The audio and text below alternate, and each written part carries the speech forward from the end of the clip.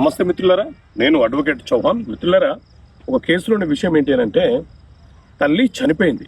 తల్లి చనిపోతే ఆ తల్లికి ముగ్గురు కుమారులు, భర్త కూడా బ్రతికున్నాడు. అయితే ఒక కుమారుడు ఏం చేశాడంటే చనిపోయిన తల్లికి నేను ఒక్కనే వారసునని చెప్పి, నేను ఒక్కనే లీగల్ ఎయిర్ అని చెప్పి ఫ్యామిలీ మెంబర్ సర్టిఫికేట్ తీసుకొని ఆ తల్లి పేరు మీద ఉన్న ఆస్తిని తన పేరు మీద రిజిస్ట్రేషన్ చేసుకొని మిగతా వారసులకు ఆ ప్రాపర్టీ మీదకి రానియట్లేదు.